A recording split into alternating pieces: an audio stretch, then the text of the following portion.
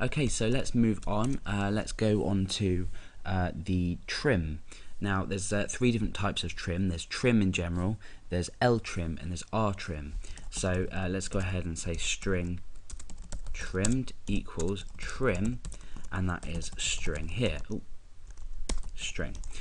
So why is this function useful? Well, what it will do first is it will trim the white space from the left and the right hand side of a string. So if we've got white space here and we've got white space here, this function will just return this itself. So let's go ahead and first of all echo out the string so we can see what we've got here. Let's go and refresh. Okay, so you can see that, oh no, that's because it's going to return like that, isn't it? Well, I'm not sure how to show you this as an example, but we could go ahead and echo string trimmed. So this is just basically going to return the trimmed string. I think if we go ahead and put in and MBSP in there, and we put that at the end as well, which is an HTML space, and let's echo out string. Okay, yeah, so now we've got a space at the start and the end of our string. Let's go ahead now and echo out string trimmed, and that should produce, oh no, because I'm using HTML data. Anyway, okay, so let me just explain this rather than demonstrate it. If we were to have a string like this, why might we have a string like this? Well, let's say you were feeding in values from a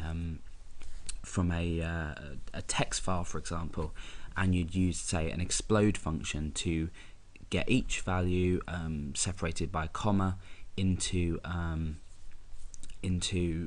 string. You may have white space on either side. Now this might affect if statements, because you might be comparing, let's say, if the certain value is equal to this that I've just highlighted in blue, when in actual fact it might equal this which I've highlighted in blue, so it might have white space either side. We can use this trim function to trim the white space from the left and the right, which will then just result in the string itself here. So that's the trim function. Alternatively, if you just wanted to trim the left hand side white space, you can use L trim, and vice versa, if you wanted to trim the right hand side white space, you can use R trim. So that is the R trim function, and the left and the standard trim, of course. Okay, so the last we're going to talk about is mainly for security purposes.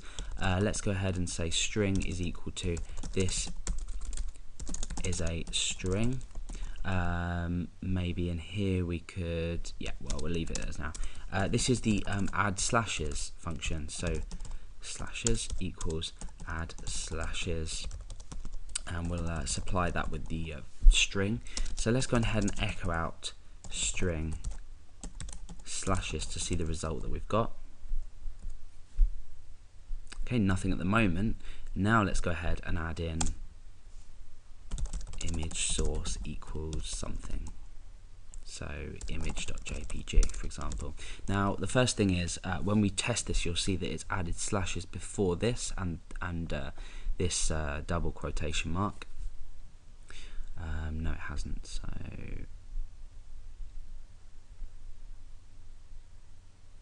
okay, so okay. Let's go ahead and get rid of this and just put a slash in. So for that, you would use the HTML entities function if you wanted to remove the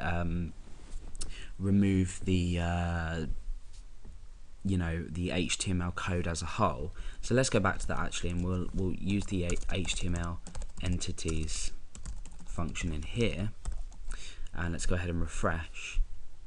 Okay, sorry. Sure that has an underscore somewhere there. No. Okay, so what have I done wrong here? HTML entities.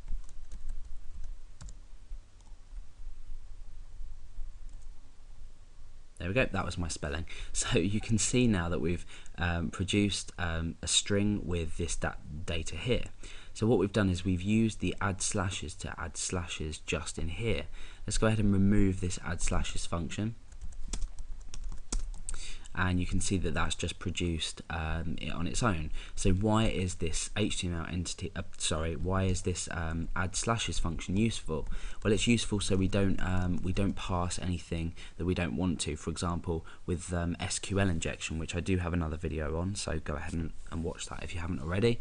And if you've used databases before, that will be useful. But add slashes is basically going to add our slashes to escape different characters for security purposes. So now what we can do is go ahead and say echo strip slashes, and there we go. So let's go ahead and get rid of that there, and you can see that we've got rid of them. So we've added slashes here and we've stripped slashes here. Let's just get rid of that again so you can see the difference there. So why would you want to strip slashes? Well, for example, data may be stored in a database if it was going to be produced onto a page for viewing, and you might want to strip the slashes, or add the slashes rather, so this isn't passed as HTML code. Now, why would you want to strip the slashes? If you were, say, putting this data back into a text box for people to edit, so you might have this in an input text box, you'll want to strip the slashes before you put it into a text box for people to edit, and then you'll want to obviously add slashes when it's going to be viewed as plain text on a page anywhere on your website. So if you ever find you need to get rid of these to allow, either for SQL